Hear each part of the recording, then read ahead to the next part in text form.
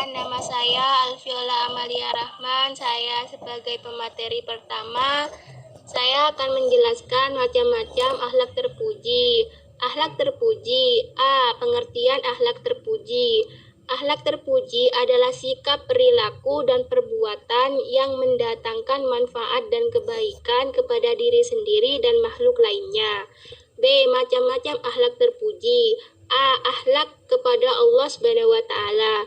Akhlak kepada Allah Subhanahu wa taala adalah sifat, perilaku, dan perbuatan yang baik dan terpuji dalam hubungan seseorang dengan Allah Subhanahu wa taala. Misalnya, sholat tepat waktu, tidak ditunda-tunda, menaati dan mematuhi semua perintah dan larangan yang ada di dalam kitab suci Al-Quran, dan senantiasa bersyukur kepada Allah Subhanahu wa taala atas nikmat yang telah diberikan. B. Akhlak kepada sesama manusia.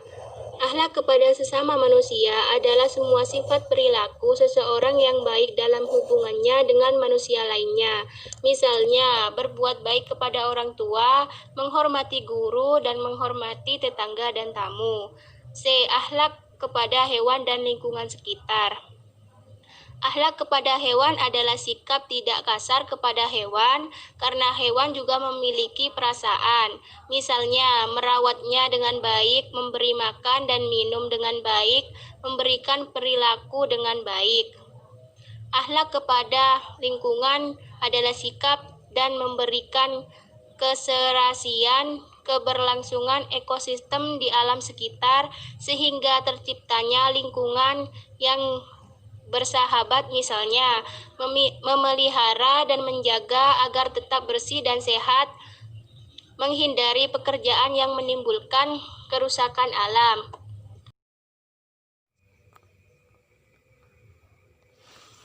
C. Pentingnya akhlak terpuji dalam kehidupan. Berperilaku terpuji sangat penting karena akan mendatangkan kebaikan bagi sesama maupun kebaikan dari Allah Subhanahu wa taala. Berperilaku terpuji termasuk akhlak terpuji. Lebih terpuji lagi jika kita mampu melakukan dalam kehidupan kita sehari-hari sesuai tugas dan kewajiban kita masing-masing. Berperilaku terpuji akan menambahkan kebahagiaan, kesuksesan, dan kepuasan baik dalam jangka waktu dekat maupun pada masa akan datang. Sebaiknya akhlak tercela seperti malas bekerja, menimbulkan beban dan menghambat kemajuan dan memperbanyak pengangguran. D. Manfaat akhlak yang terpuji. 1. Dicintai Allah Subhanahu wa taala. 2. Disayangi dan disayangi manusia. 3. Membawa kepada kebaikan dan keselamatan di dunia. 4. Mendapatkan kebahagiaan dan keberuntungan di akhirat. Upaya memiliki akhlak yang terpuji. Upaya untuk memiliki akhlak yang mulia dapat dilakukan dengan melalui pendidikan Islam yang berorientasi kepada bagaimana memberikan peserta didik pengetahuan, pemahaman, dan pengalaman ajaran Islam.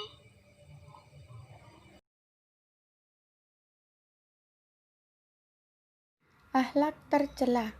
Pengertian akhlak tercela adalah sifat, perilaku, dan perbuatan yang merugikan kepada diri sendiri dan orang lain. Macam-macam akhlak tercela. 1. Ghibah adalah menceritakan kejelekan orang lain yang apabila didengar oleh orang dibicarakan ia akan marah dan tidak menyukai hal tersebut. Misalnya, menyampaikan perilakunya yang dilakukan oleh orang lain, menceritakan kejelekan orang lain yang berbuat zalim agar dengan cerita tersebut orang lain dapat berhati-hati dengannya, sehingga dapat terhindar dari kejelekan dan kejahatan yang berbuat zalim tersebut. 2. Sombong atau takabur adalah sifat perilaku yang merasa diri lebih baik dari orang lain. Misalnya, suka memuji diri dan membanggakan diri sendiri, harta, ilmu, keturunan, dan jabatan. Selalu ingin dipuji dan memandang diri sendiri lebih sempurna daripada orang lain. 3. Iri dan dengki. Iri adalah tidak senang orang lain memperoleh nikmat, Sedangkan dengki adalah merasa tidak senang melihat orang lain mendapatkan anugerah kenikmatan dari Allah Subhanahu wa taala. Misalnya, suka iri dengan keberhasilan yang diraih orang lain dan suka dengki terhadap kesuksesan yang diraih orang lain.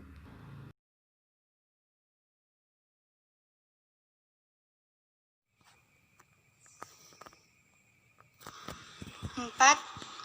Namimah adalah mengadu domba sesama muslim dengan cara memindahkan perkataan seseorang kepada orang lain dengan tujuan untuk berbuat kerusakan, menimbulkan permusuhan dan kebencian kepada sesama mereka.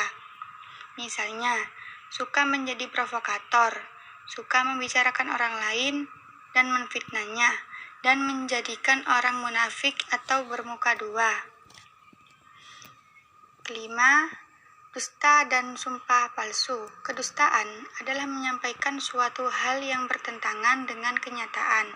Misalnya, seorang suami terbiasa berbohong, maka dengan mudah ia akan berbuat serong dengan wanita lain yang bukan istrinya.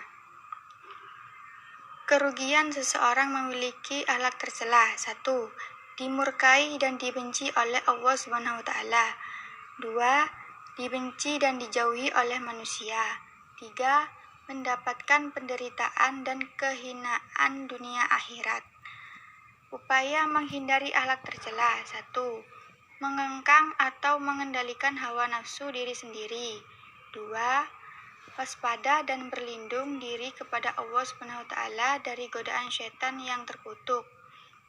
3. Beristiqomah dalam taat Allah melalui serangkaian ibadah, zikir, sholat, puasa, dan memperbanyak sholawat kepada Nabi Muhammad SAW.